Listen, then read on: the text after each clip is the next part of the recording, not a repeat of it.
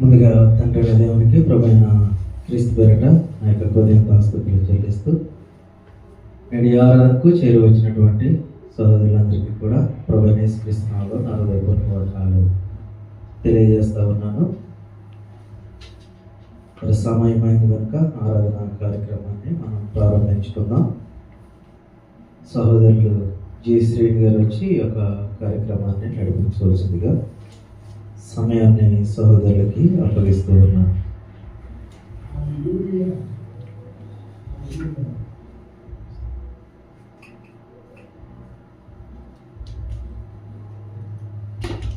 ముందుగా తండ్రి అయిన దేవునికి ప్రభువైన యేసుక్రీస్తు నామములో కృతజ్ఞతాస్తుతులు తెలియజేస్తున్నాను. అదేవిధంగా ఇక్కడ ఈ కార్యక్రమానికి ఆరాధన కార్యక్రమానికి చేరువచ్చినటువంటి సోదరులందరూ కూడా నా హృదయపూర్వక వందనాలు తెలియజేస్తున్నాను. ఈ సమయంలో మనము ప్రార్థన చేసుకొని ఒక కార్యక్రమాన్ని మనం ప్రారంభించుకున్నాం. అందరూ తలవంచుకున్నట్లయితే ప్రార్థన చేసుకున్నాం. పరిశుద్ధుడు అయిన తండ్రి, ప్రేమమైన కృపగల మా తండ్రి, దయామయ ఈ పరిశుద్ధ నామం బట్టి యేసుక్రీస్తు ద్వారా మీకు కృతజ్ఞతాస్తుతులు తెలియజేస్తున్నాం తండ్రి. నైనా గడిచిన ఆదివారం మొదలుకొని నేటి ఆదివారం వరకు ప్రభు పునరుద్ధాన దినం వరకు నైనా మమ్మల్ని తండ్రి మీ రెక్కల చాటున మమ్మల్ని భద్రపరిచి కాచి కాపాడి తండ్రి మేము చేస్తున్నటువంటి పనివాటంతట్లో మీ సహాయాన్ని మీ కాపుదలను అనుగ్రహించి తిరిగి తండ్రి ఈ సమయంలో మేమందరం ఇలా చేరుకొని మిమ్మల్ని ఆరాధించడానికి, మనం స్తుతించడానికి, మనం గణపరచడానికి, మిమ్మల్ని మయంపరచడానికి ఇలాంటి గొప్ప అవకాశాన్ని తరుణాన్ని దయచేస్తున్న విధానం బట్టి కూడా మీకు స్తుతులు స్తోత్రాలు తండ్రి. నైనా మేమందరము ఒక ప్రాంతీయం కాకపోయినా తండ్రి, నైనా ఎన్నో వేల కిలోమీటర్ల నుంచి నైనా మమ్మల్ని ఈ యొక్క ప్రాంతానికి నడిపించి జీవనోపాధిని మేము చేసుకోవడానికి ప్రతి విధంగా ఏర్పాటు మీరు దయచేసి నైనా జీవనోపాధి చేసుకుంటూ తండ్రి మేము మీ సన్నిధానానికి దూరం కాకున్నట్లుగా తండ్రి మాకు ఇలాంటి గొప్ప అవకాశాన్ని తరుణాన్ని దయచేసిన విధానం బట్టి కూడా నేను మీకు లెక్కలేని కృతజ్ఞత చేస్తున్నాను తండ్రి. అయినా ఈ కార్యక్రమంలో ప్రారంభం నుంచి ముగించే వరకు క్రమంగాను మర్యాదలను ఈ కార్యక్రమాన్ని జరుపుకున్నట్లుగా మాకు సంబంధించిన ఆలోచన జ్ఞానాన్ని దయచేసి మీ సన్నిధి మాతో ఉంచి మాలో ఉండి ఈ కార్యక్రమానికి మీరే అధ్యక్ష వహించి నడిపిస్తారని నమ్ముతున్నాం తండ్రి. ఈ సమయంలో మేము పాటలు పాడుతుండగా పాటలు నా భావాన్ని అర్థం చేసుకుంటూ కృపాసహితంగా మేము పాట పాడాలన్న మాకు మంచి స్వరాన్ని దయచేయగలరంటూ ఈ కార్యక్రమానికి మీరే అధ్యక్ష వహించి మీరే సమయం పొందగలంటూ మా ప్రభువును మీ ప్రియ మాటలు మా రక్షకుడునైన యేసుక్రీస్తు పరిశుద్ధ నామములో ప్రార్థించడంతో వేడుకున్నాం తండ్రి, ఆమేన్. ఈ సమయంలో మనము పాట పాడుకున్నాం. మన సోదరుడు ప్రియులు దయానిధి గారు ఇక పాటల కొరకు సహకరించాల్సిందిగా కోరుతున్నాను. మన పాటల పుస్తకం నుండి 154వ పాట మనము మొట్టమొదటిగా పాడుతున్నాము.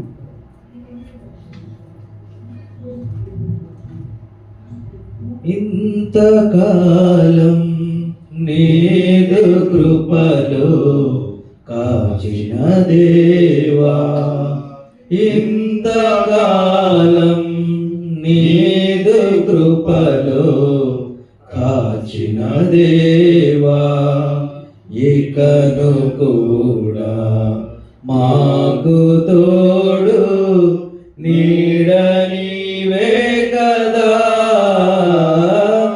ఇంతకాలం నీదు కృపలో కాచిన దేవా, ఎన్ని ఏళ్ళు గడచినా ఎన్ని తరాలు మారినా, ఎన్ని ఏళ్ళు గడచినా ఎన్ని తరాలు మారినా, మారని వీడని ప్రేమే నీదయ్యా, మార్చిన నా జీవితం ఓ నా యేసయ్యా. మారని వేడని ప్రేమే నీదయ్యా. మార్చిన నా జీవితం ఓ నా యేసయ్యా. ఇంతకాలం నీదు కృపలో కాచిన దేవా, దూరమైరి ఆప్తులు విడచిపోయిరి నాహితులు, దూరమైరి ఆప్తులు విడచిపోయిరి నాహితులు. వేదన శోధన తీర్చిన యేసయ్యా. తల్లిలా నా తండ్రిలా నన్ను కాచిన యేసయ్యా. వేదన శోధన తీర్చిన యేసయ్యా. తల్లిలా నా తండ్రిలా నన్ను కాచిన యేసయ్యా. ఇంతకాలం నీదు కృపలో కాచిన దేవా, నీవు చేసిన మేలులు తలంచుకొందును అనుదినం. నీవు చేసిన మేలులు తలంచుకొందును అనుదినం. నా స్తుతి స్తోత్రము నీకే యేసయ్యా. వేరుగా నేనేమియు చెల్లించలేదయ్యా. నా స్తుతి స్తోత్రము నీవే యేసయ్యా. వేరుగా నేనేమియు చెల్లించలేదయ్యా. ఇంతకాలం నీదు కృపలో కాచిన దేవా. ఇంతకాలం నీదు కృపలో కాచిన దేవా. ఇకను కూడా మాకు తోడు నీడ నీవే కదా. ఇంతకాలం నీదు కృపలో కాచిన దేవా. రెండవదిగా పాట పుస్తకం నుండి 32వ పాట పాడుతున్నామండి.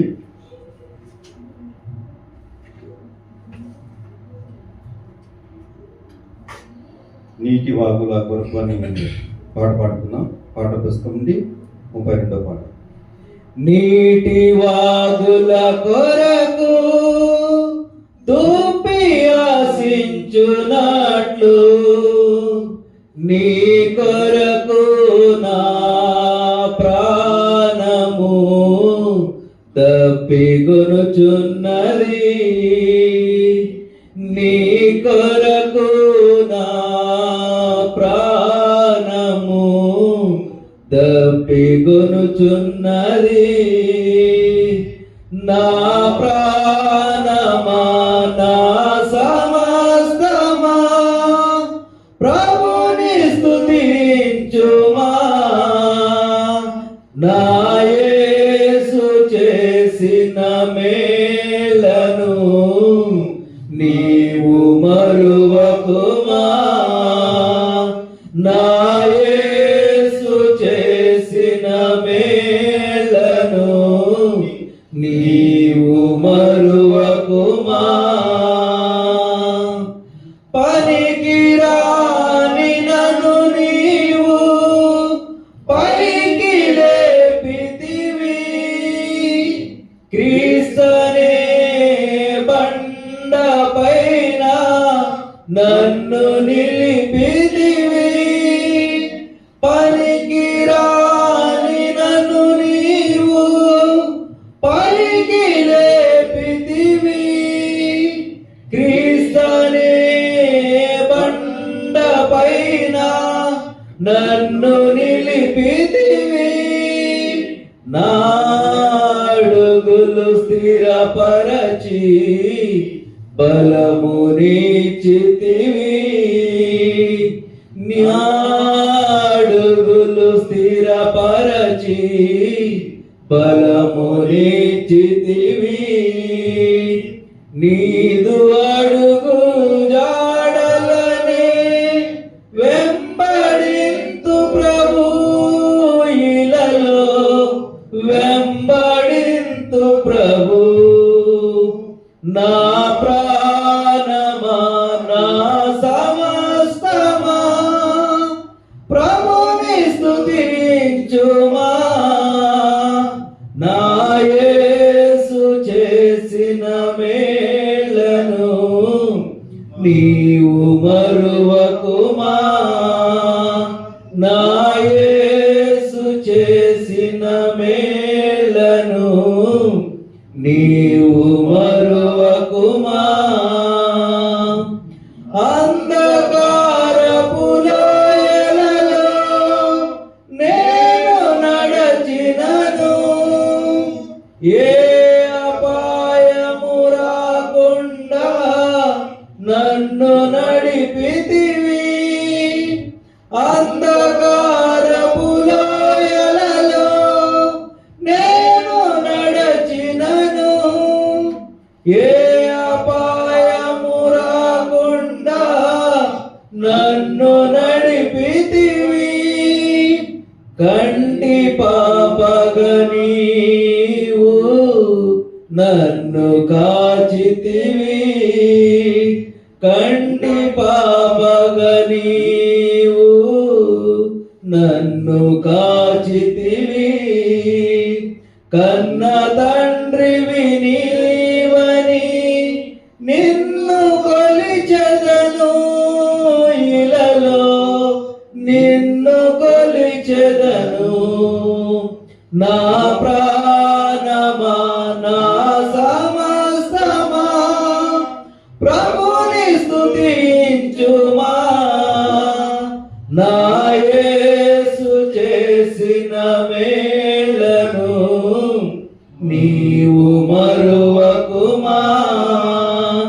నా యేసు చేసిన మేలను నీవు మరువకుమా. అందరూ నిలబడినట్లయితే మనము 9వ పాట పాడుతున్నాం. అందరూ లేచి నిలబడినట్లయితే మనము 9వ పాట పాడుతూ మనము దేవుని స్తుతిస్తాం.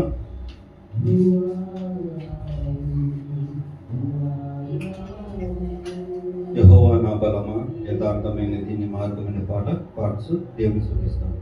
అందరూ కలిసి పాడటానికి ప్రయత్నం చేయండి దయచేసి. యెహోవా నా బలమా, యథార్థమైనది నీ మార్గం, పరిపూర్ణమైనది నీ మార్గం. యెహోవా నా శత్రువులు నన్ను చోటినను, నరకపు పాశములడియాటినను. నా శత్రువులు నన్ను చోటినను, నరకపు పాశములడియాటినను. వరదవలే భక్తిను పోలిన, వరదవలే భక్తిను పోలిన, విడువక నన్ను ఎడబాయని దేవా, విడువక నన్ను ఎడబాయని దేవా. యెహోవా నా బలమా, యథార్థమైనది నీ మార్గం, పరిపూర్ణమైనది నీ మార్గం. యెహోవా దయగల వారిపై దయ చూపించును, కఠినుల ఎడల వికటము చూపును, దయగల వారిపై దయ చూపించును. కఠినుల ఎడల వికటము చూపును, గర్విష్ఠుల యొక్క గర్వమున నచును. గర్విష్ఠుల యొక్క గర్వమున నచును. సర్వము నెరిగిన సర్వాధికారి, సర్వము నెరిగిన సర్వాధికారి యెహోవా నా బలమా. యథార్థమైనది నీ మార్గం, పరిపూర్ణమైనది నీ మార్గం యెహోవా. మరణపుటురులలో మరువక మొరలిట, ఉన్నత దుర్గమై రక్షణ శృంగమై. మరణపుటురులలో మరువక మొరలిట, ఉన్నత దుర్గమై రక్షణ శృంగమై. తన ఆలయములో నా మొర వినెను, తన ఆలయములో నా మొర వినెను. ఆదరెను ధరణి భయకంపముచే, ఆదరెను ధరణి భయకంపముచే. యెహోవా నా బలమా. యథార్థమైనది నీ మార్గం, పరిపూర్ణమైనది నీ మార్గం. చాలండి, సమయం లేదు కాబట్టి ఇంతవరకు పాటల కొరకు సహకరించినటువంటి సహోదరులకు, దాని గారికి సంఘం తరఫున మనం తెలియజేస్తున్నాను. ఈ సమయంలో వాక్య పరిచర్య చదువుకున్నాము. అంత నిలబడి ఉన్నట్లయితే వాక్య పరిచర్య చదువుకున్నాం. కీర్తనలు 51వ అధ్యాయము 1 నుంచి 10 వచనం వరకు మన సహోదరుడు చిన్నబాబు గారు వచ్చి చదివి వినిపించాల్సింది కోరుతున్నాను. కీర్తనలు 51వ అధ్యాయము 1 నుంచి 10 వచనం వరకు బ్రదర్ చదువుతారు. మళ్ళీ రిపీట్ గా మనం అందరం కలిసి చదువుదాం. చదువుతున్నాము. 51వ కీర్తన 1 నుంచి 10 వరకు. దేవా, నీ కృప చొప్పున నన్ను కరుణింపుము, నీ వాత్సల్య బాహుల్యము చొప్పున నా అతిక్రమము తుడిచివేయము. నా దోషము పోవునట్లు నన్ను బాగుగా కడుగుము. నా పాపము పోవునట్లు నన్ను పవిత్రపరచుము. నా అతిక్రమములు నాకు తెలిసే ఉన్నవి. నా పాపం ఎల్లప్పుడూ నా ఎదుటనున్నది. నీకు కేవలము నీకే విరోధముగా నేను పాపం చేసి ఉన్నాను. నీ దృష్టి ఎదుట నేను చెడుతనం చేసి ఉన్నాను. కావున ఆజ్ఞ ఇచ్చినప్పుడు నీవు నీతిమంతుడవుగా అగుపడదువు. తీర్పు తీర్చినప్పుడు నిర్మలుడుగా అగుపడదువు.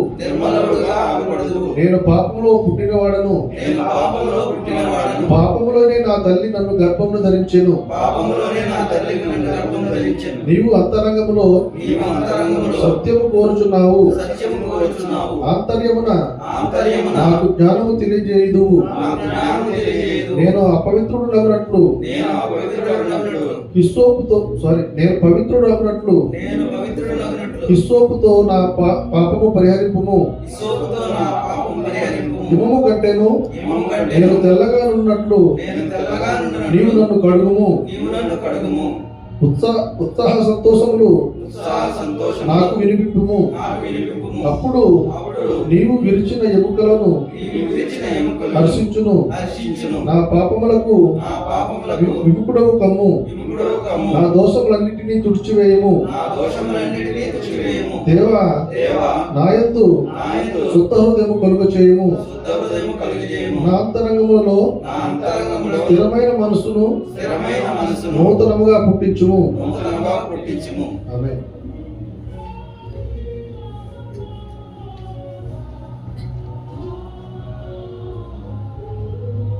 వాక్యపట్టము చదివి వినిపించినటువంటి చిన్నబాబు గారికి సంఘం తరఫున వందనాలు తెలియజేస్తున్నాను. ఈ సమయంలో అందరూ కూర్చున్నట్లయితే మన సహోదరులు ప్రియులు మనకు వాక్యోపదేశం చేస్తారు. కాబట్టి మన సహోదరులు దయనిధి గారు వచ్చి వాక్య పరిచర్య చేయాల్సింది కోరుతున్నాను. ప్రతి ఒక్కరూ దేవుడి సన్నిధి మన మధ్య ఉంది. కాబట్టి మనము గడిచిన దినాల్లో మన ఆలోచన, మన తలంపులు ప్రతిదీ మనము మన మీద దృష్టి ఉంటుంది. కాబట్టి ఈ కొద్ది నిమిషాలు, కొద్ది సమయాన్ని దేవుడు మన మధ్య ఉన్నాడు. కాబట్టి మనం హృదయాన్ని, మనసును ఎరిగిన వాడు ఏ ఆలోచనతో మనం ఉంటున్నామో. కాబట్టి ప్రతి ఒక్కరు జాగ్రత్తతో దేవుని సన్నిధిలో దేవుడు మనతో ఏం మాట్లాడుతున్నాడో అవిని నేర్చుకొని మనం ఏమైనా లోపాలు ఉంటే సరి చేసుకొని మన ఆత్మీయ జీవితాన్ని మెరుగుపరచుకోవడానికి ముందుకు వెళ్దాం.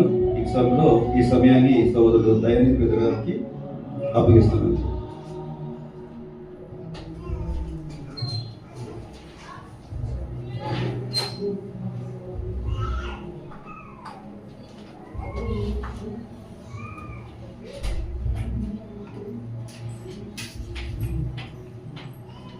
ముందుగా తండ్రి అయిన దేవునికి ప్రభువైన క్రీస్తు పేరిట నా యొక్క హృదయస్థుతులు చెల్లిస్తూ నేడు ఈ ఆరాధనకు చేరువచ్చినటువంటి సహోదరులందరికీ కూడా మన ప్రభు రక్షకుడైన యేసుక్రీస్తు నామములో నా హృదయపూర్వక వందనాలు తెలియజేస్తూ ఉన్నానండి. అందరూ ఎలా ఉన్నారు? దేవునికి స్తోత్రం అండి. దేవుని దయ వలన మీ అందరూ చేస్తున్నటువంటి అనుదిన ప్రార్థన వలన నేను నా కుటుంబం కూడా క్షేమంగా ఉన్నామండి. ప్రార్థిస్తున్నాం. మీ అందరికీ కూడా నా హృదయపూర్వక వందనాలు తెలియజేస్తా ఉన్నాను. చిన్న ప్రార్థన చేసుకుని వాక్య భాగంలోనికి మనం వెళదాం. ప్రార్థన. క్రీస్తు యేసునందు మమ్మల్ని ఆత్మికులుగా ప్రేమిస్తున్నటువంటి మా ప్రియ పరలోకమందున్న మా తండ్రి, మీ ఉన్నతమైన అతి అమూల్యమైన ఘనమైన నామానికి స్తుతులు, స్తోత్రములు, హృదయాంతః చెల్లిస్తూ ఉన్నాం. మా తండ్రి, ఈ భూమి మీద ఎందరికీ లేనటువంటి గొప్ప వాక్యాన్ని మీ ప్రికొమ్మన్న ద్వారా మాకు అనుగ్రహించి ఆయన యొక్క కృపలో మమ్మల్ని అందరినీ భద్రపరిచి క్షేమాన్నిచ్చి సజీవులుగా మమ్మల్ని అందరినీ ఉంచి మీ ప్రియకుమారుని యొక్క పునరుత్థాన దినంలో సంఘముగా మేమందరము కూడుకొని మిమ్మల్ని ఆత్మతోనూ సత్యంతోనూ యథార్థంగా ఆరాధించుకోగలిగేటువంటి గొప్ప ధన్యతను మీరు మాకు అనుగ్రహించి ఉన్నారు తండ్రి. అందుని బట్టి మీకు స్తోత్రాలు, హృదయస్థుతులు చెల్లిస్తూ ఉన్నాం. నా తండ్రి, ఇంతవరకు మీకే స్తుతి గీతాలు పాడి ఉన్నాము, మీ సన్నిధికి చేర్చుకున్నారని నమ్ముచూ ఉన్నాం. తండ్రి, మీరు ఇచ్చినటువంటి జ్ఞానం బట్టి నా తండ్రి, మీరు ఇచ్చినటువంటి గ్రంథంలో నుంచి కొద్ది మాటలు మేము ఆలోచన చేయించుండగా నా తండ్రి, వినగలిగే చెవి, గ్రహించగలిగే మనస్సు మా అందరికీ అనుగ్రహించండి.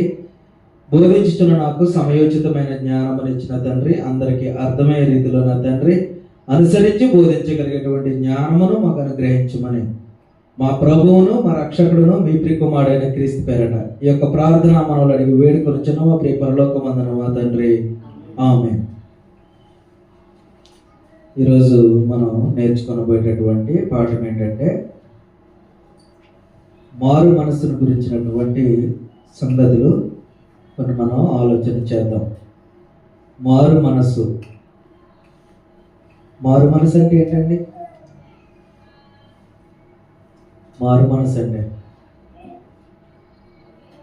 ఇది రాకెట్ సైన్స్ ప్రశ్న ఏం కాదు కదా. సింపుల్, మనసును మార్చుకుంటాం సింపుల్గా.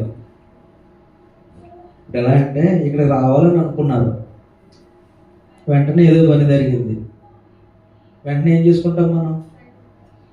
మనసు మార్చుకుంటాం. వెళ్ళాలనుకున్న పని ఏం చేస్తాం? మానేస్తాం. ఒక చోటకి వెళ్ళాలనుకుంటాం, వెంటనే మనకి ఏదో అనిపిస్తుంది, ఏదో లేదా ఇంకో పని ఏదో పడుతుంది, వెంటనే మనం ఏం చేస్తాం? మనసు మార్చుకుంటాం. అంతే కదా, సింపుల్, ఇందులో పెద్ద ఆలోచించవలసింది ఏమీ లేదు. మనం ఆలోచనని లేదా మన మైండ్ని మనం ఏం చేసుకుంటాం, మార్చేసుకుంటాం. అదే మారు మనసు. అయితే అనాది కాలం నుంచి కూడా, ఆది కాలం నుంచి కూడా దేవుడు ఏం చేస్తా ఉన్నాడంటే మానవుని యొక్క మనసును మార్చడానికి ప్రయత్నం చేస్తూ ఉన్నాడు. ఎట్లా అంటే ఆదిలోనే మనకేమైంది అని అంటే నరులందరూ భూమి మీద పాపం చేశారు. ఆ పాపం చేసినప్పుడు ఇలా మీరు పాపంలో పడిపోతా ఉన్నారు, పాపంలో ప్రయాణిస్తూ ఉన్నారు కనుక మీరందరూ కూడా మారు మనసు పొంది ఏం చేయాలి అని అంటే ఇదిగో నోవహు కడుతున్నటువంటి ఈ ఓడలోనికి మీరు రావాలి. మీ యొక్క ఏదైతే మీరు ప్రయాణం చేస్తూ ఉన్నారో, ఈ లోకంలో మీరు ఏదైతే కొనసాగిస్తూ ఉన్నారో దాన్ని ఏం చేయాలి అని అంటే మీరు మానుకుని ఏం చేయాలి అని అంటే ఇక్కడికి రావాలి, ఈ ఓడలోనికి రావాలి. అదంతా కూడా నోవహు గారు ఏం చేసుకుంటూ వచ్చారు, వాళ్ళందరికీ ప్రకటించుకుంటూ వచ్చారు. మీరు మనసు మార్చుకోండి, మీరు చేస్తున్నటువంటి ఆ పనులను మానుకోండి అని ఆయన ప్రకటించుకుంటూ వచ్చారు. అయితే అప్పుడున్నటువంటి జనాంగం కూడా ఎవరో కూడా వినలేదు. కేవలం నోవహు ఒక కుటుంబం వినినందున వాళ్ళందరూ కూడా ఎక్కడికి వచ్చారు, ఓడలోనికి వచ్చారు. ఆ ఓడలోనికి రావడం వల్ల ఏమయ్యారు అని అంటే వాళ్ళందరూ కూడా రక్షించబడ్డారు. అంటే అక్కడ ఉన్నటువంటి వాళ్ళ యొక్క ప్రయాణానికి, వాళ్ళ యొక్క ప్రయాణంలో దేవుని యొక్క మాటకు వాళ్ళు ఏమయ్యారు అని అంటే వాళ్ళ మనస్సును మార్చుకున్నారు. అలాగే మనకి కొత్త నిబంధనకు వచ్చేసరికి కూడా యోహాను గారు ఏం చేసుకుంటా వచ్చారు అని అంటే యేసుక్రీస్తుకు ముందుగానే ఆయన ఒక వార్తను ప్రకటించుకుంటూ వచ్చాడు. అప్పుడు కూడా ఎందుకు అని అంటే క్రీస్తు కాలంలోకి వచ్చేసరికి కూడా జనులందరూ ఎలా ఉన్నారు అని అంటే వారి వారి పనుల్లో, వారి వారి యొక్క కార్యక్రమాల్లో, వారి వారి యొక్క జీవితాల్లో నిమగ్నమైపోయి ఉన్నారు. కాబట్టి యోహాను గారు వచ్చినప్పుడు కూడా ఆయన ఏం చెప్తున్నాడు అని అంటే పరలోక రాజ్యము సమీపించుచున్నది గనుక, మీరు మత్తయి సువార్త 3వ అధ్యాయంలో మనందరికీ తెలుసు, పరలోక రాజ్యము సమీపించుచున్నది గనుక మీరందరూ కూడా ఏం చేయాలని చెప్తా ఉన్నాడు, మారు మనసు పొందండి, మారు మనసు పొందండి. వాళ్ళు కూడా మారు మనసు పొందండి అని అంటే వాళ్ళందరూ ఏం చేశారు చూడండి, కింద వచనాలు చూడండి, 3వ అధ్యాయం కింద వచనాలకు వచ్చి చూస్తే వాళ్ళందరూ కూడా చాలా మంది కూడా ఏమయ్యారు అని అంట, ప్రభు మార్గము చూడండి 6వ వచనంలో చెప్తా ఉన్నాడు, తమ పాపములను ఒప్పుకొనుచు యోర్దాను నదిలో అతని చేత బాప్తిస్మము పొందుచుండిరి. అంటే వాళ్ళందరూ కూడా ఏం చేశారు అని అంట, పాపములను ఒప్పుకొని అంటే అంతవరకు వాళ్ళు ఏం చేస్తున్నామని అర్థమైంది, వాళ్ళకి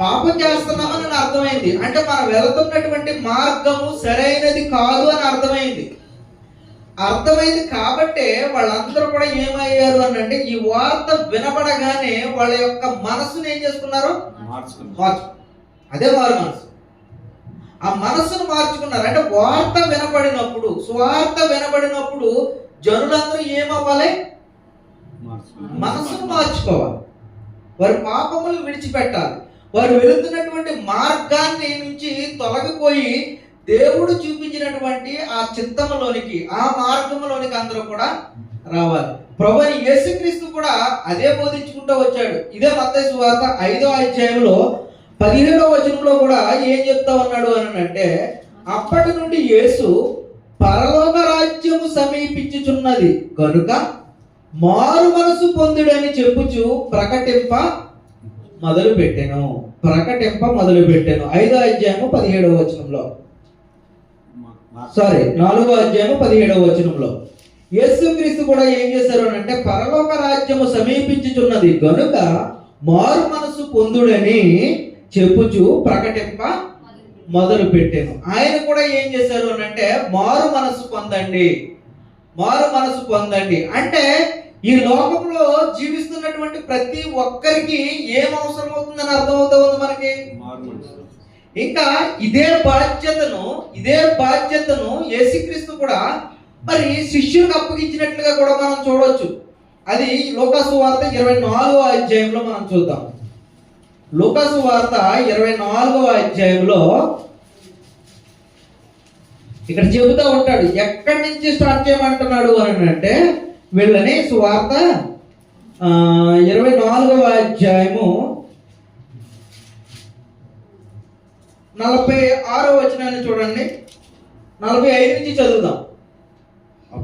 అప్పుడు వారు లేఖనములు గ్రహించినట్లుగా ఆయన వారి మనస్సును తెరచి, ఎవరి మనసుని? శిష్యుల యొక్క మనసుని, అక్కడ ఉన్నటువంటి జనాంగాల యొక్క మనస్సుని తెరచి, క్రీస్తు శ్రమపడి 3వ దినమున మృతులలో నుండి లేచిననియు, యెరూషలేము మొదలుకొని సమస్త జనులలో ఆయన పేరట మారు మనస్సును పాప క్షమాపణయు ప్రకటింపబడుననియు వ్రాయబడి ఉన్నది. అంటే వాళ్ళందరూ కూడా ఏం ప్రకటించాలని వ్రాయబడి ఉందంట? మారు మనస్సును ప్రకటించమని వ్రాయబడి ఉంది. ఎందుకు మారు మనస్సు అని అంటే జనులందరూ కూడా ఏమైపోతా ఉన్నారు? పాపంలో పడిపోతా ఉన్నారు. అయితే ఈ మారు మనసు గురించినటువంటి వార్త వినినప్పుడు ఏం చేయాలి? మారు మనసును గురించినటువంటి వార్త వినబడినప్పుడు ఏం చేయాలి? మనకు సామెతల గ్రంథంలో ఒక మాట చెప్తూ ఉంటాడు. 28వ అధ్యాయము 13వ వచనాన్ని ఒకసారి చూడండి. మీకు వార్త వినబడినప్పుడు వారందరూ కూడా, యోహాను గారు ప్రకటించినప్పుడు వాళ్ళందరూ కూడా ఏం చేశారు? మనం మత్తయి సువార్తలో చూసాం కదా, యోహాను గారు మీరు పరలోక రాజ్యం సమీపించుచున్నది, మీరు మారు మనసు పొందుడి అని అంటే జనులందరూ ఏం చేశారంటే తమ పాపములను ఒప్పుకొని బాప్తిసం పొందారు. అంటే వాళ్ళందరూ కూడా తమ పాపములను ఒప్పుకున్నారు. ఇక్కడ కూడా మారు మనసు ప్రకటించబడుతూ ఉన్నప్పుడు ఏం చేయాలి అనే విషయాన్ని సామెతల గ్రంథం 28వ అధ్యాయము 13వ వచనంలో ఒక మాట చెప్తా ఉంటాడు. అందరికీ కంఠస్థ వాక్యమే. అతిక్రమములను దాచిపెట్టువాడు వర్ధిల్లడు, వాటిని ఒప్పుకొని విడిచిపెట్టువాడు కనికరము పొందుకున్న. అంటే ఏదైతే మనం ఒక విషయాన్ని విన్నప్పుడు దానిని ఇది నాలో ఈ లోపం ఉన్నది అని మనకు తెలిసిన వెంటనే మనం ఏం చేయాలి? దాన్ని విడిచిపెట్టాలి. దాని గురించినటువంటి మరి అది పోవటానికి కావలసినటువంటి ఆ సంగతిని మనం వెంటనే ఏం చేయాలి? గ్రహించుకొని ఒప్పుకోవాల్సినటువంటి పరిస్థితి ఉంది. ఇప్పుడు మనకు ఒక వ్యాధి ఉంది అనుకుందాం, మన శరీరంలో ఒక క్యాన్సర్ అనేది ఉంది అని అనుకుందాం. ఇప్పుడు ఆ క్యాన్సర్ అనేది ఉంది అని అంటే ఆ క్యాన్సర్ గురించి ఎవరికి చెప్పకుండా ఉంటామా? దాచేసుకుంటామా? దాచుకుంటే పరిస్థితి ఏంటి? ఒకవేళ మనలో ఉన్నటువంటి ఒక రోగం దాచుకుంటే పరిస్థితి ఏంటి? అది దినదినము ఏమైపోతుంది? పెరిగిపోతుంది. శరీరంలో అది దినదినము పెరిగిపోయి అది ఏమైపోతుంది అంటే మనిషిని ప్రాణం తీసేటటువంటి పరిస్థితికి అది వెళ్ళిపోతుంది. అలాగే మనలో ఒక పాపం ఉన్నది అని మనకు తెలిసినప్పుడు వెంటనే దాన్ని ఏం చేసుకోవాలి? అదే చెప్తా ఉన్నాడు, అతిక్రమములను దాచిపెట్టువాడు ఏమవడంట? అతిక్రమం అంటే క్రమమైనది కానిది, మనకి క్షేమమైనది కానిది, మనం చేయదగినది కానిది. వీటిని మనం ఎప్పుడైతే దాచిపెట్టుకున్నామో మనం వర్ధిల్లలేము. ఎప్పుడైతే వాటిని ఒప్పుకొని విడిచిపెట్టువాడు ఏం చేస్తాడు అనంట? కనికరము పొందుతాడు. ఎప్పుడైతే మనలో ఉన్నటువంటి ఆ రోగాన్ని ఎప్పుడైతే మనం బయట పెట్టి డాక్టర్ దగ్గరికి వెళ్ళి మనం ఆ వైద్యాన్ని, దానికి తగినట్లుగా వైద్యాన్ని ఎప్పుడైతే పొందుకుంటామో దాని నుంచి మనం ఏమవుతాం? విడుదల చెందుతాం. కొంతకాలం బ్రతుకడానికి అవకాశం అనేది ఉంటది, జీవించడానికి అవకాశం అనేది ఉంటది. ఎప్పుడైతే మనం దాన్ని దాచిపెట్టామో ఆ రోగాన్ని, అదేమవుతుంది అని అంటే కొద్ది కాలానికి మనలో బాగా పెరిగిపోయి మన ప్రాణమే తీసేటటువంటి పరిస్థితికి వెళ్తుంది. పాపం కూడా అంతే. ఎప్పుడైతే పాపం మనలో ఉన్నదని తెలిసినప్పుడు దాన్ని ఒప్పుకోలేదో అది ఏమైపోతుంది అని అంటే మన నరకంలోనికి తీసుకువెళ్ళిపోయేటటువంటి పరిస్థితి ఉంటది. కాబట్టి ఒకసారి ఒక ఉదాహరణ గనక మనం చూస్తే యోనా గ్రంథంలో మనకి అక్కడ నినివే పట్టణానికి నువ్వు వెళ్ళి ప్రకటించు అని చెప్పినప్పుడు యోనా గ్రంథము ఒకసారి గనక మనం చూస్తే యోనా గ్రంథం ఒక్కసారి తీయండి అందరూ కూడా. యోనా గ్రంథం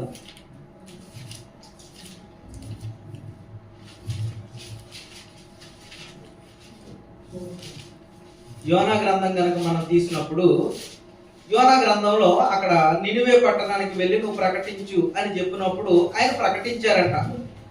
40 దినాలు మరి అక్కడ ప్రకటించారా? 3వ అధ్యాయంలో చూడండి, 3వ అధ్యాయము 4వ వచనం నుంచి కనుక మనం చూస్తే యోనా ఆ పట్టణంలో 3వ అధ్యాయము 4వ వచనం, యోనా ఆ పట్టణంలో ఒక దిన ప్రయాణం అంతయు సంచరించుచు ఇక 40 దినములకు నినివే పట్టణము నాశనమగునని ప్రకటన చేయగా. ఇక్కడ ఏం చెప్తా ఉన్నాడు అని అంటే, నినివే పట్టణం ఏమైపోతుంది? నాశనం అయిపోతుంది. 40 దినాల్లో నినివే పట్టణం ఏమైపోతుంది? నాశనం అయిపోతుంది అని చెప్పినప్పుడు, నినివే పట్టణపు వారు దేవుని యందు విశ్వాసం ఉంచి ఉపవాస దినమును చాటించి, అంటే వాళ్ళు ఏం చేశారు అని అంటే దేవుని యొక్క మాటను విన్నారు, సువార్తను విన్నారు. సువార్త అంటే ఏంటి? ఇక్కడ ఈ పట్టణం నాశనం అయిపోతుంది, ఒకవేళ నువ్వు దేవుని వైపు తిరిగితే ఈ పట్టణం కాపాడబడుతుంది. అదే కదా అక్కడ చెప్పబడింది. ఆ చెప్పబడినటువంటి మాట యందు వాళ్ళందరూ కూడా లక్ష్యం ఉంచి ఏం చేశారు అంటే, పట్టణం వారు దేవుని యందు విశ్వాసం ఉంచి ఉపవాస దినము చాటించి గొర్రెలేమి అలుపులేమి అందరూ గోనె పట్ట కట్టుకునిరి. ఆ సంగతి నినివే రాజునకు వినబడినప్పుడు అతడును తన సింహాసనం మీద నుండి దిగి తన రాజవస్త్రములను తీసివేసి గోనె పట్ట కట్టుకుని బూడిదలో కూర్చుండెను. ఇంకా 9వ వచనంలో చెబుతా ఉన్నాడు. ఇదంతా చెబుతూ ఏమంటున్నాడంటే 9వ వచనంలో, మనుషులందరూ తమ దుర్మార్గములను విడిచి తాము చేయు బలాత్కారములను మానివేయవలెను. ఇక్కడ రాజుగారు కూడా ఏం ప్రకటించారు అని అంటే, మనుషులందరూ కూడా ఏం చేస్తా ఉన్నారని అర్థమైంది. అక్కడ దుర్మార్గం, బలాత్కారం ఇవన్నీ కూడా వాళ్ళలో ఉన్నాయి. ఆ ఉన్నాయి కాబట్టే ఏం చేస్తా ఉన్నాడు అని అంటే, ఒక విషయాన్ని తెలియజేశాడు. 40 దినాల్లో ఈ పట్టణం అంతా కూడా నాశనం అయిపోతుంది, కాబట్టి మీరు మనస్సు మార్చుకోండి.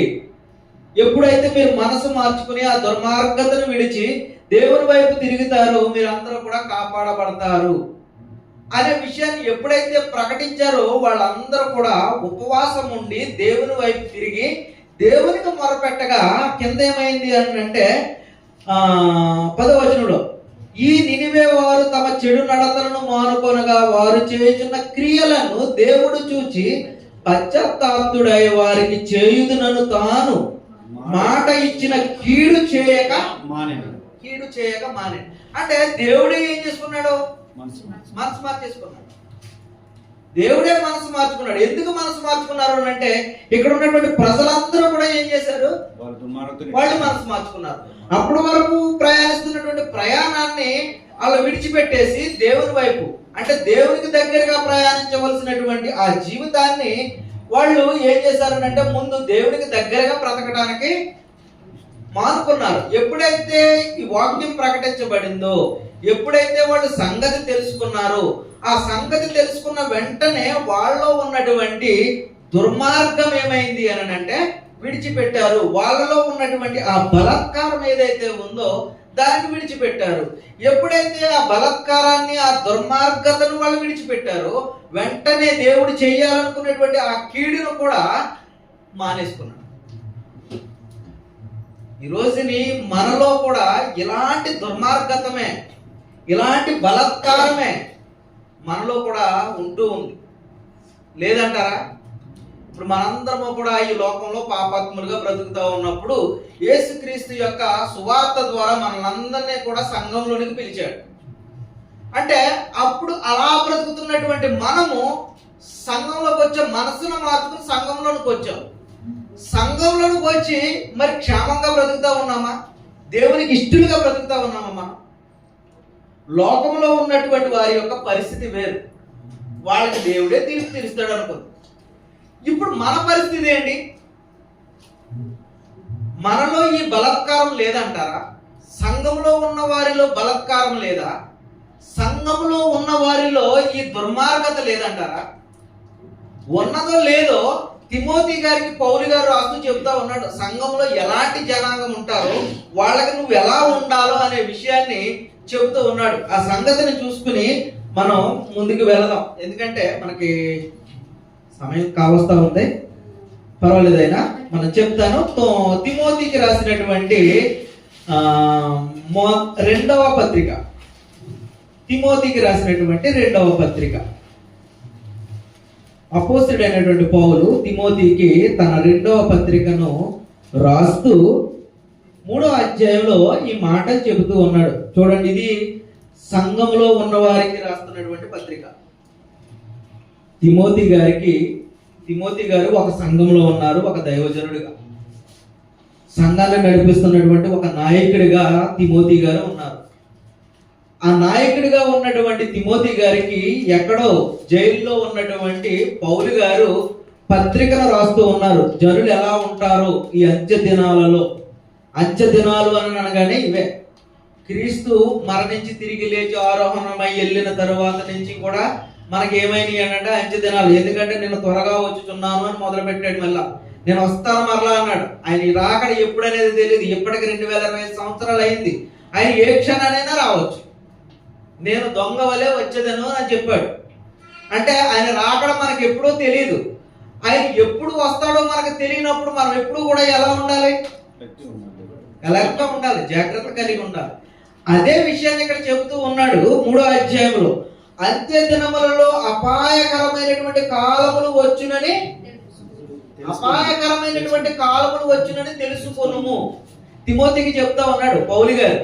అంత్య దినాల్లో ఎలాంటి పరిస్థితులు ఉంటాయి అంటే అపాయకరమైనటువంటి కాలాలు. ఏంటి అపాయకరం? ఎందుకు అపాయము? అపాయం దేనికని చెప్తాం మనం ఇంట్లో నుంచి బయటికి వెళ్ళేటప్పుడు అందరికీ చెప్తాం మనం జాగ్రత్త అని. అవునా? ఎందుకు చెప్తాం జాగ్రత్త అని? చెప్పలేము. రీసెంట్ గా 3 రోజుల క్రితం నేను నైట్ ఒక ఫ్రెండ్ వెళ్తా ఉంటే ఎయిర్పోర్ట్ కి తీసుకెళ్తా ఉన్నా.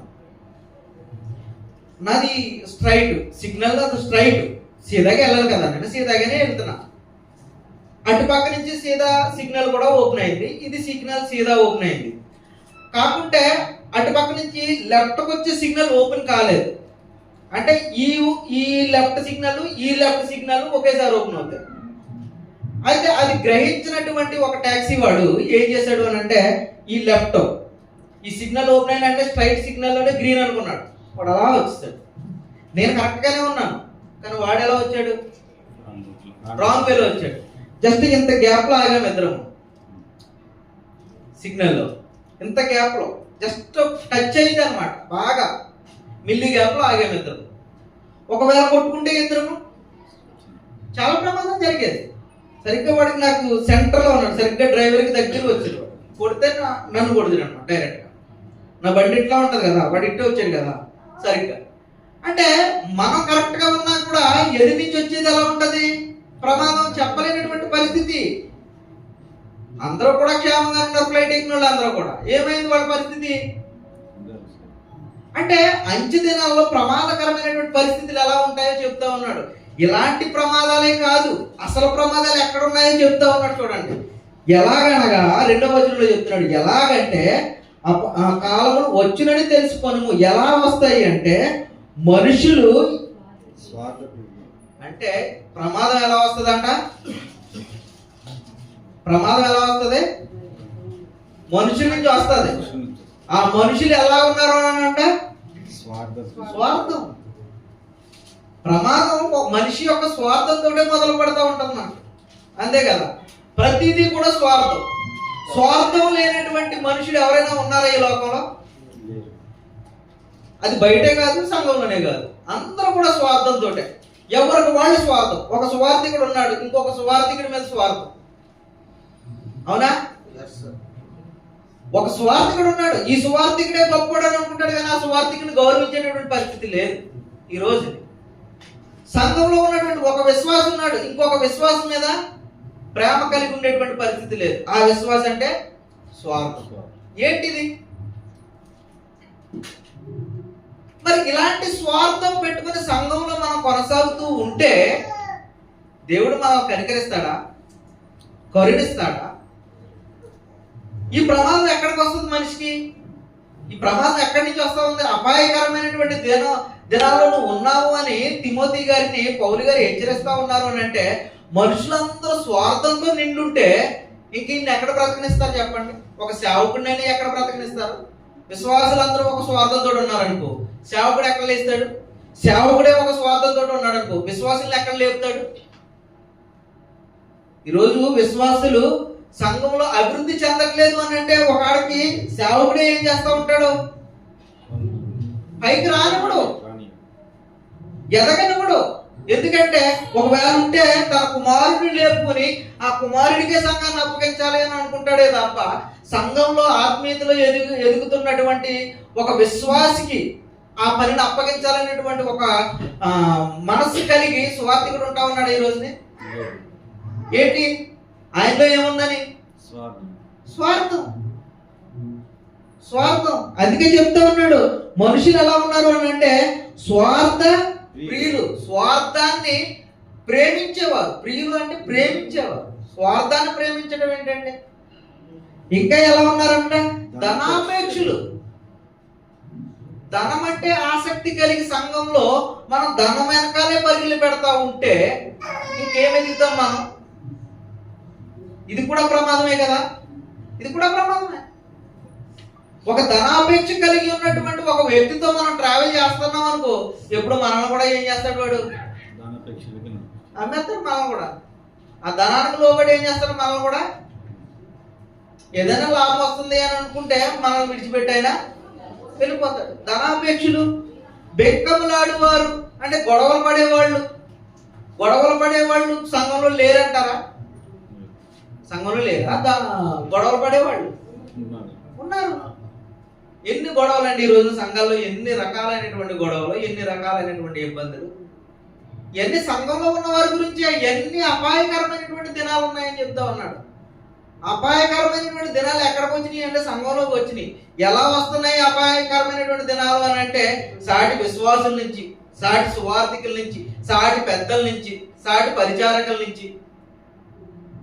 సంఘంలోనే వాళ్ళు స్వార్థంతో నిండిపోయి ఉన్నారు, ధనాపేక్షతో నిండిపోయి ఉన్నారు. అనవసరమైనటువంటి గొడవలు పెట్టుకోవడానికి, వివాదాలు పెట్టుకోవడానికి ఉండిపోయారు. ఇంకా ఎలా ఉన్నారు అన్నట? అహంకారులు. అహంకారం లేనటువంటి వ్యక్తి ఎవరు ఉన్నారు ఎక్కడప్పుడు? అందరూ కూడా అహంకారులే కదా. నేనంటే గొప్ప, నేనంటే గొప్ప, నేనే గొప్ప, అంతే కదా. ఎవరికి లేదు. ఇలా చూడండి, ఇంకా చెప్తా ఉన్నారు. అహంకారులు, దూషకులు, తల్లిదండ్రులకు అవిధేయులు. సంఘానికి వెళ్ళి అనేక రకాలైనటువంటి కార్యక్రమాలు చేస్తూ ఉంటారు, కానీ తల్లిదండ్రులను పట్టించుకోవాలనేటువంటి కుటుంబాలు లేనంటారా? సంఘానికి వచ్చి తల్లిదండ్రులు చూడనటువంటి వారు యేసుక్రీస్తు కాలంలోనే ఉన్నారంట. వాళ్ళు చేయాల్సినటువంటి కార్యక్రమాలన్నీ చేయటం మానేసి, తల్లిదండ్రులకు చేయాల్సినటువంటి కార్యక్రమాలన్నీ చేయటం మానేసి అర్పితం అన్నారంట. అంటే అటుకొచ్చి ఇక్కడ ఎత్తున్నారు గొప్ప కోసం సంఘంలోని, కానీ తల్లిదండ్రులకి ఏం చేయరు? భోజనం పెట్టరు, వారి అవసరాలు తీర్చరు. ఇక్కడ సంఘంలో మాత్రం చాలా గొప్పగా కనపడటం కోసం ఇక్కడ మాత్రం కార్యక్రమాలు చేస్తూ ఉంటారు. గొప్ప చెప్పుకోవాలి కదా, అందరికీ చెప్పుకోవాలి కదా. అక్కడ తల్లిదండ్రులు మాత్రం పస్తులు ఉంటా ఉంటారు. ఇలాంటి వారు ఆ కాలంలోనూ ఉన్నారు, ఈ కాలంలోనూ ఉన్నారు. తల్లిదండ్రులకు అవిధేయులు వేడు, కృతజ్ఞత లేని వారు, అపవిత్రులు. కృతజ్ఞత లేదు, దేవుడు అంటే కృతజ్ఞత లేదు, సహాయం చేసినటువంటి సహోదరులు అంటే కృతజ్ఞత లేదు, స్నేహితులు అంటే కృతజ్ఞత లేదు. సాయం పొందుతాము, వెంటనే విడిచిపెట్టేస్తాం. సాయం పొందుతాం మనం, సాయం పొంది మనం వెంటనే ఏమంటాం? నువ్వు కాకపోతే ఇంకొకటి చేస్తాడంటాం. అంతేనా? నువ్వు చేయకపోతే ఇంకొకటి చేస్తాడంటే దేవుడు ఎవరో మళ్ళీ దేవుడిని పెడతాం మధ్యలో. అసలు మన కృతజ్ఞత అనేది ఉండదు. పైగా నువ్వు కాకపోతే ఇంకొకటి చేత దేవుడు చేయదు, నువ్వే చెయ్యాలేంటి? ఎందుకంటే మన అవసరం తీరిపోయింది కదా. అవసరం తీరని చెప్పి ఏమంటాం మనం అంటే నువ్వే దేవుడు రా బాబు అని అంటాం. అవసరం తీరిపోతే నువ్వు కాకపోతే ఇంకొకటి చేస్తాడు అని. ఎన్ని రకాలు కృతజ్ఞత లేనటువంటి వారు. ఈ కృతజ్ఞత లేనటువంటి వారి వలన వచ్చేటటువంటిది అపాయమే కదా, అపాయం. ఇంకా ఏం చెప్తున్నారు? అనురాగ రహితులు, అతిద్వేషులు. అంటే అతిథుల్ని ద్వేషించేవారు. ఎవరైనా బంధువు, చుట్టమో, లేదంటే దూర ప్రయాణం నుంచి పరదేశీ ఎవరో వచ్చారు, కనీసం వాళ్ళకి నీళ్ళు ఇచ్చేటటువంటి పరిస్థితి లేదు, గౌరవించేటటువంటి పరిస్థితి లేదు, వాళ్ళ యొక్క యోగక్షేమాలు అడిగేటువంటి పరిస్థితి లేదు. అతిద్వేషులు. ఇంకా అపవాదికులు, అజితేంద్రియులు, క్రూరులు, స్వజ్జన దేశులు, ఇలా చెప్పుకుంటూ పోతే పెద్ద లిస్టే ఇచ్చాడు. ద్రోహులు, మూర్ఖులు, గర్వాంధులు. ఈ 4వ వచనంలో చెప్తున్నాడు, ఇది మరీ భయంకరం అంట. దేవుని కంటే సుఖానుభవము ఎక్కువగా ప్రేమించేవారు. దేవుని కంటే సుఖానుభవాన్ని ఎక్కువగా అంటే ఫస్ట్ ప్రిఫరెన్స్ ఎవరికి ఉంది? దేవునికి ఉందా, వీళ్ళు సుఖానికి ఉందా? దేవునికి లేదు, సుఖానికి ఉంది. వాళ్ళు సుఖించడానికి ఉంది, వాళ్ళు సంతోషించడానికి ఉంది. కానీ దేవునికి మాత్రం లేదు. మరి వీళ్ళు ఎలాంటి వాళ్ళు చెప్తున్నాడు కింద వచనంలో చూడండి. వీళ్ళు ఎలాంటి వారు అంటే పైకి భక్తి గల వారి వలె ఉండి. వీళ్ళందరూ సంఘంలో ఉన్న వాళ్ళే. ఇన్ని లక్షణాలన్నీ చెప్పుకుంటా వస్తా ఉన్నాడు కదా. నేను అందుకే ముందే చెప్పాను మీకు, వీళ్ళు ఎవరో బయట వాళ్ళు కాదు, లోకస్తులు కాదు, సంఘంలో ఉన్న వాళ్ళే. వీళ్ళందరూ ఎలా ఉన్నారంటే పైకి భక్తిగా ఉన్నారు, భక్తిగానే ఉన్నారు. పైకి భక్తిగా ఉండి ఏం చేస్తున్నారంట? దాని శక్తిని ఆశ్రయించని వారు దేవుని యొక్క శక్తిని ఆశ్రయించట్లేదు, దేవుని యొక్క శక్తిని ఆశ్రయించట్లేదు. పైకి మాత్రం ఏమంటే దేవుడు అంటే భక్తిగా మాత్రం మాట్లాడుతూ ఉంటాం. దేవుని యొక్క శక్తి ఏంటో మనకు తెలియదు, ఆయన బలం ఏంటో మనకు తెలియదు, ఆయన యొక్క గొప్పతనం ఏంటో మనకు తెలియదు. ఆయన మీద ఆధారపడితే మనం ఎలాంటి మేలులు పొందుతామో మనకు తెలియదు. పైకి మాత్రం భక్తి మాత్రం మనం నటిస్తూ ఉంటాం. ఎందుకు నటిస్తామనంటే కింద లిస్ట్ ఇచ్చాడు కదా పైన, స్వార్థం మనలో ఏముంది? స్వార్థం. పెద్దలంటే గౌరవం లేదు, తల్లిదండ్రులు అంటే గౌరవం లేదు, ఏమీ లేదు. కాబట్టి ఎలా ఉన్నాము అంటే పైకి మాత్రం ఎలాగ మేడి పండులా ఉన్నాం అన్నమాట. అలాంటి వాళ్ళ గురించి మాట్లాడుతూ ఉన్నాడు ఇక్కడ. ఇక చెప్తా ఉన్నాడు చూడండి, పైకి భక్తి కలవారై ఉండి దాని శక్తిని ఆశ్రయించని వారినై ఉందరు, ఇట్టి వారికి విముఖుడవై ఉండు. ఇట్టి వారికి విముఖుడవై ఉండు. వీళ్ళందరూ సంఘంలో ఉన్నారు. వీళ్ళందరి ద్వారా నీకేం వస్తా ఉంది? అపాయం వస్తా ఉంది. కాబట్టి జాగ్రత్త, వారితో నువ్వు జాగ్రత్తగా ఉండు. వాళ్ళతో నువ్వు మరి గుర్తింపు కలిగి వాళ్ళ యొక్క జీవితాలను గుర్తించి నువ్వు జాగ్రత్తగా ఉండు అనే విషయాన్ని చెబుతూ ఆయన హెచ్చరిస్తా ఉన్నాడు. వీళ్ళందరి గురించి సంఘంలో ఈయన బోధించాలా వద్దా? తిమోతి గారు బోధించాలా వద్దా? బోధించాలి. ఎందుకు అనంటే, ఎందుకు బోధించాలి అనంటే, ఈ అన్ని విషయాలు విశ్వాసులకి తెలిస్తే వాళ్ళందరూ ఏమవుతారనంటే వాళ్ళ యొక్క హృదయాన్ని మార్చుకుంటారు. ఇంతవరకు స్వార్థంగా బ్రతుకుతా ఉన్నామేమో మనం, అవునా? స్వార్థంగా బ్రతుకుతా ఉన్నామేమో. ఆ స్వార్థంగా బ్రతికితే మనం ఏమవ్వాలి? ఆ స్వార్థాన్ని విడిచిపెట్టాలి. ఒకవేళ ధనాపేక్షతోటే మనం బ్రతుకుతా ఉన్నామేమో, ఆ ధనాపేక్షను విడిచిపెట్టి మొదటి స్థానం దేవునికి ఇవ్వగలగాలి. అలా మన మనసులను ఎప్పుడైతే మార్చుకుంటామో దేవుడు మనకేం చేస్తాడంట? వర్ధిల్లింపజేస్తాడు అని చెప్పేసి అన్నాం. అంటే ఫస్ట్ మనం ఇందులో చూసాం కదా, సామెతల గ్రంథంలో చూసాం మనం, అతిక్రమమును దాచిపెట్టువాడు వర్ధిల్లడు, దానిని విడిచిపెట్టువాడు ఏం చేస్తాడంట? వర్ధిల్లుతాడు అనే విషయాన్ని తెలియజేస్తా ఉన్నాడు. కాబట్టి మనందరము కూడా ఎంతవరకు మన మార్గం దుర్మార్గమేమో, బలాత్కారమేమో, ఒకవేళ అలా ఉందేమో మన జీవితం, అలా ఉంటే గనక మనం మారు మనసు పొందట్లేనట్టే. మనం ఎప్పుడైతే మారు మనసు అనేది పొందుకున్నామో దేవుడు మనల్ని మరి వర్ధిల్లింపజేస్తాడు అనే విషయాన్ని ఇక్కడ తెలియజేస్తా ఉన్నాడు. కాబట్టి మనం పాపములను ఏం చేయాలంట? ఒప్పుకోవాలి. మారు మనసు అంటే ఏంటి? మారు మనసు అంటే ఏంటి? పాపములను ఒప్పుకోవటమే. మనం చాలా ఉదాహరణలు చూసాం. ఫస్ట్ యోహాను గారు చెప్పినప్పుడు వాళ్ళందరూ కూడా పాపాలని విడిచిపెట్టారు. ఇక రెండవదిగా యోనా గ్రంథంలో మనం చూసాం, వాళ్ళందరూ కూడా తమ యొక్క దుర్మార్గతను, బలాత్కారాన్ని విడిచిపెట్టి దేవుని దగ్గరికి వచ్చారు, దేవుని వైపు తిరిగారు. వాళ్ళందరూ కూడా దేవునికి మొరపెట్టుకున్నారు. వెంటనే దేవుడు చేయాలనుకున్నటువంటి ఆ కీడుని వాళ్ళకి దూరం చేశాడు. దేవుడే మనసు మార్చుకున్నాడు. వాళ్ళు చేయాలనుకున్నటువంటి కీడు గురించి ఆయన మనసు మార్చుకున్నాడు.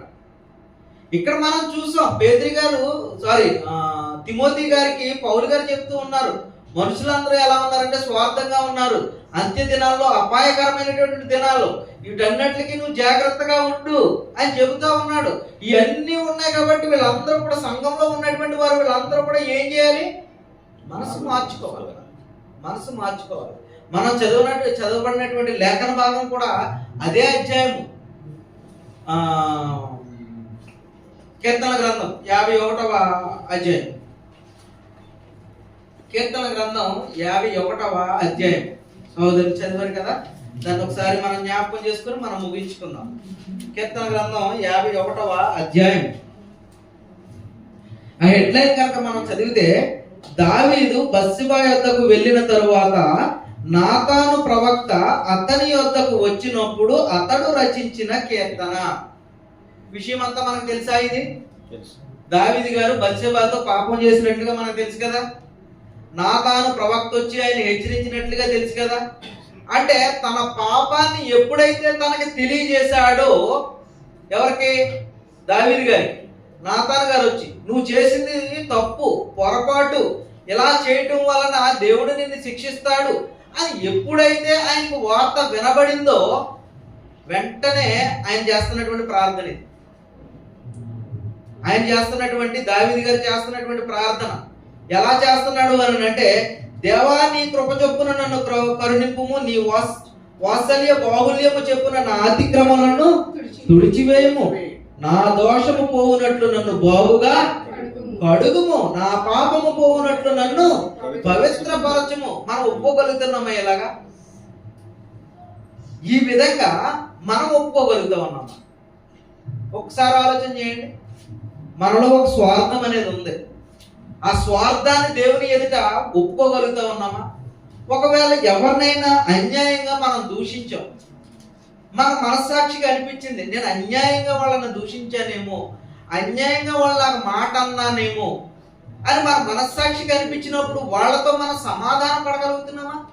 ఈ రోజుని మళ్ళీ తిరిగి సమాధానం పడి అడిగితే గనక మనం ఏమనుకుంటామంటే, వాళ్ళ మధ్యన మనం చులకనైపోతాం, తక్కువ అయిపోతాం, కాబట్టి అడగకూడదు. ఇలా ఉంటే దేవుడు మనల్ని వర్ధిల్లింపజేయడు. దావీదుని ఇంత గొప్పవాడిగా ఎందుకు చేశాడు అని అంటే, తన తప్పిదాన్ని దేవుని ఎదుట ఒప్పుకున్నాడు. చేసినటువంటి తప్పిదాన్ని ఒప్పుకున్నాడు, ఎంతో ఏడ్చాడు. ఈ విషయంలో తప్ప ఇంకెప్పుడు కూడా తన జీవితకాలంలో మరలా పాపం చేయలేదని కూడా గ్రంథంలో రాయబడింది. ఆ ఒక్క విషయంలో తప్ప ఇంకా మళ్ళీ తన జీవితంలో ఎప్పుడు కూడా తప్పిదం చేయలేదంట. మన జీవితంలో ప్రతి దినము కూడా ఏదో ఒక తప్పిదం, ప్రతి దినము కూడా ఏదో ఒక అపరాధమే చేస్తూ ఉంటాం. మన దినమంతా రాత్రి మన హృదయాన్ని దేవుని దగ్గర కుమ్మరిస్తే కనుక మనకు అర్థమవుతుంది, నేను ఉదయం నుంచి సాయంత్రం వరకు నేను ఏం మాట్లాడాను, ఎవరితో ఏం మాట్లాడాను, నా మాటల ద్వారా ఎవరిని నేను హర్ట్ చేశాను, నా మాటల ద్వారా ఎవరిని నేను కించపరిచాను. ఒక్కసారి ఎప్పుడైనా మనం జ్ఞాపకం చేసుకున్నామా? మనం దేవుని దగ్గరికి వచ్చి సాయంత్రం మనం ప్రార్థన చేసుకునేటప్పుడు దేవుని దగ్గర మొరపెట్టేది ఒకటి మొరపెడతా ఉంటాం.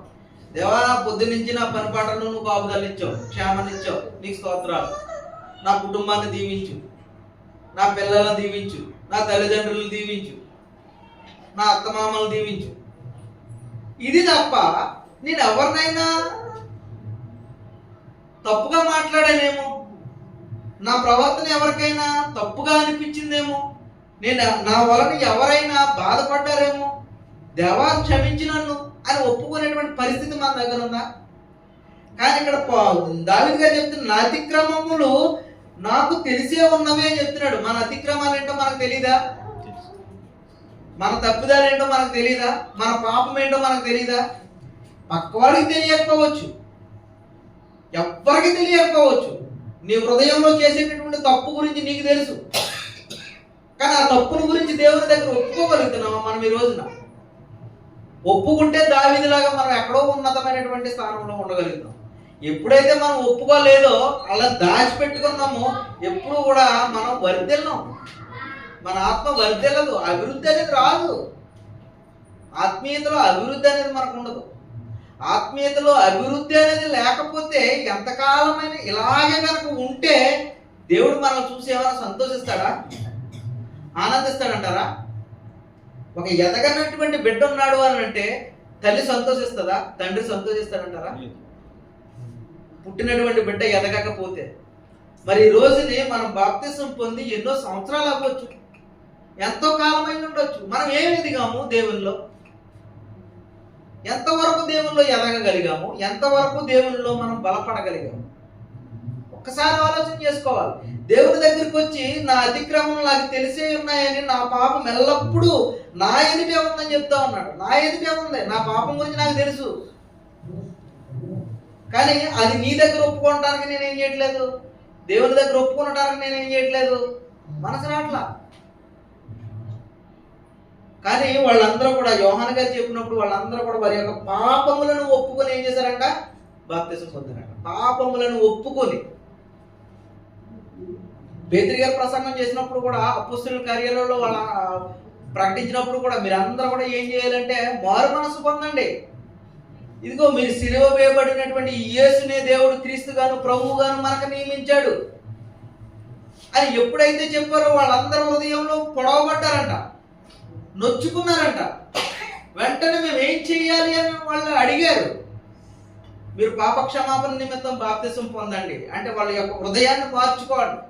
మీరు ఎంతవరకు చేసినటువంటి ఆ పాపం మీ నుండి తొలగిపోవాలి అని అంటే మీరు మారు మనసు పొందండి, మారు మనసు పొందండి. వాళ్ళందరూ కూడా నినివే పట్టణస్తులు అందరూ కూడా ఇదిగో మీరు మీ దుర్మార్గం ఇంత అలా ఉంది కాబట్టి మీరు ఈ దుర్మార్గతను విడిచిపెడితేనే మీరందరూ కూడా ఏం చేయబడతారు అని అంటే రక్షించబడతారు అని ఎప్పుడైతే వాళ్ళకి ప్రకటించబడ్డారో వాళ్ళందరూ కూడా మనసు మార్చుకున్నారు. నాతాను దగ్గరికి వచ్చాడు, నాతాను వచ్చాడు దావీదు దగ్గరికి, ఇదిగో నువ్వు చేసినటువంటి పాపం దేవుని ఎదుట ఉంది కాబట్టి నువ్వు మార్చుకుంటావా? సరే సరే, లేదు అని అంటే నిన్ను కూడా దేవుడు ఆయన ఇస్తానన్నటువంటి సింహాసనం నీ దగ్గర నుంచి తొలగిస్తాడు అని ఎప్పుడైతే చెప్పాడో, దేవా నా అతిక్రమములు నీ ఎదుట ఉన్నాయి, నా ఎదుటే ఉన్నాయి, నా పాపములు నా ఎదుటే ఉన్నాయి అని దేవుని దగ్గర ఒప్పుకుంటున్నాడు. కేవలం నీకే విరోధంగా నేను పాపము చేసి ఉన్నాను, నీ దృష్టి ఎదుట నేను చెడుతనం చేసి ఉన్నాను. ఇలా ఒప్పుకోగలిగేటువంటి ఆ దమ్ము, ఆ ధైర్యం మన దగ్గర ఉందంటారా? ఒకవేళ అలా ఒప్పుకోగలిగితే దేవుని దగ్గర మనం ఎప్పుడూ కూడా ఉన్నతంగా బ్రతకగలుగుతాం, ఎప్పుడు కూడా ఉన్నతంగా బ్రతకగలుగుతాం. మన పాపాలను దేవుని ఎదుట ఒప్పుకోగలిగేటువంటి ఆ ధైర్యం మనకు కావాలి, ఆ ధైర్యం మనకు కావాలి. ఆ ధైర్యం ఎప్పుడైతే మనలో డెవలప్ చేసుకున్నామో, దేవుని ఎదుట యథార్థంగా బ్రతకాలి అనే ఒక ఆశను మన హృదయంలో కానీ మనలో కానీ మనం డెవలప్ చేసుకున్నామో మనం చాలా వర్ధిల్లుతాం, దేవుని ఎదుట చాలా వర్ధిల్లుతాం, చాలా ఉన్నతంగా ఉంచుతాడు దేవుడు. ఎప్పుడైతే మనం దీన్ని డెవలప్ చేసుకోలేదు, దేవుని ఎదుట మన మనస్సును మార్చుకోలేదు, మన హృదయాన్ని మార్చుకోలేదు, మనం ప్రవర్తిస్తున్నటువంటి ఆ ప్రవర్తన యొక్క తీరుని మనం మార్చుకోలేదు, దేవుడు మనల్ని ఖచ్చితంగా శిక్షిస్తాడు. ఆ శిక్షకు గనక మనం లోనయ్యాము అని అంటే అది యుగాలు ఉండేటువంటి శిక్ష, ఏదో ఒక్కరోజు 2 రోజులు ఉండేటువంటి శిక్ష కాదు, యుగాలు ఉండేటువంటి శిక్ష. ఏదో మనకు ఏదో ఇక్కడ కాలింది అని అంటే ఒక 5 రోజులు ఉండొచ్చు, 10 రోజులు ఉండొచ్చు, ఒక నెల రోజులు ఉండొచ్చేమో ఆ కాలిన గాయం. కానీ మరి దేవాది దేవుడు ఆ నిత్య జీవితంలో ఖచ్చితంగా ఆ శిక్షని ఇస్తాను అని అంటున్నాడు. అక్కడ అగ్ని ఆరదు, పురుగు చావదు అని అంటాను ఉన్నాడు. అంటే యుగాలు కూడా కాలుతూ కాలుతూ కాలుతూ చాలా వేదన అనుభవించాల్సినటువంటి పరిస్థితి ఉంటుంది. మరి అలాంటి వేదనలోనే ఉండిపోతామా? అలాంటి వేదనలోకి మనం వెళ్ళడానికి ప్రయత్నం చేస్తామా? లేదంటే దేవుడు ఉన్నటువంటి ఆ స్థలంలో నెమ్మది పొందుతూ హాయిగా ఉండడానికి మనం ఇష్టపడుతూ ఉన్నాము. ఈ రోజుని మనలో ఏదైనా మనసు మార్చుకోవలసినటువంటి సంగతులు ఉంటే గనక, మనసు మార్చుకోవలసినటువంటి సంగతులు ఉంటే గనక ఖచ్చితంగా మనం మనసును మార్చుకుని దేవునికి ఇష్టలుగా బ్రతకాలని ప్రేమతో ఈ మాటలు తెలియజేస్తూ మిమ్మల్ని హెచ్చరిస్తూ నేను హెచ్చరించుకుంటూ ఈ మాటలు ముగిస్తా ఉన్నాను. దేవుడి కొద్ది మాటలు మనందరి హృదయాల్లో ఫలింపజేయను గాక. ఆమేన్. ఓపికతో ఉన్న మీ అందరికీ కూడా నా హృదయపూర్వక వందనాలు క్రీస్తు పేరట తెలియజేస్తూ నా మాటలు ముగిస్తూ ఉన్నాను. ప్రభువుల కార్యక్రమాన్ని